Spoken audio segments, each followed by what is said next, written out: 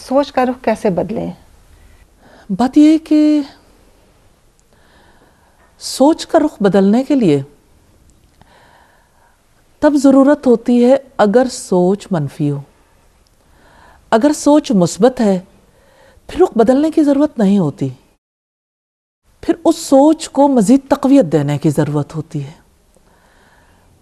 اگر کسی کی سوچ منفی ہے، یعنی جیسے آپ یوں کہہ لیجئے کہ انسان کی سوچ میں کوئی برا خیال آتا ہے، یعنی انسان کچھ برا ایسا اپنے ذہن کے اندر لے کے آتا ہے، یا برا خیال شیطان کی طرف سے اس کے دل میں ڈالا جاتا ہے، تو اس خیال کی وجہ سے منفی تبدیلی آتی ہے.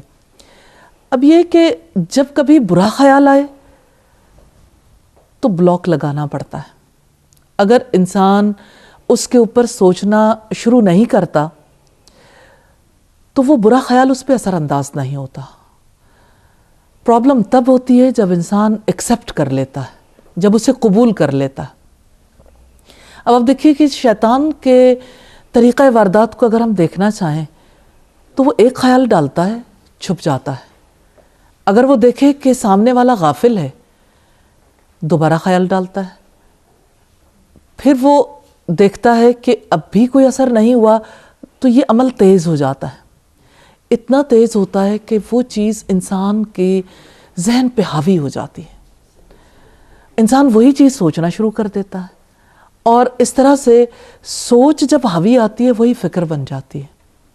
یہیں سے انسان منفی تبدیلیوں کی طرف نکل جاتا ہے. اب اگر مثبت تبدیلی لانی ہو، مثبت تبدیلی کے لیے اچھے دوست، اچھے ساتھی مددگار ثابت ہوتے ہیں.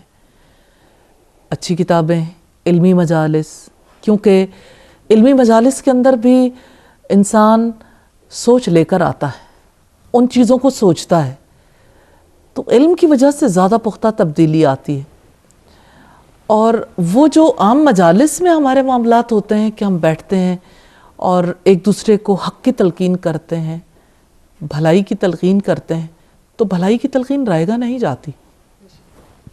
بار بار انسان تذکرہ کرے تو اس تذکرے سے بہرحال ایک انسان سوچنے پہ مجبور ضرور ہوتا ہے، اور اس طرح سے تبدیلی کے عمل کا آغاز ہو جاتا ہے.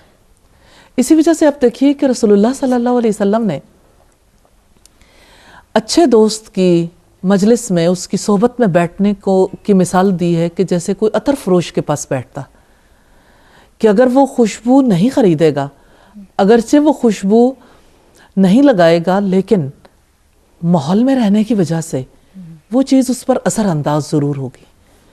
تو صحبت اثر انداز ہوتی ہے، علمی مجالس اثر انداز ہوتی ہیں، اچھی کتب کا مطالعہ اثر انداز ہوتا ہے، اور بھلائی کے ماحول میں رہنا انسان پہ اثر انداز ہوتا ہے.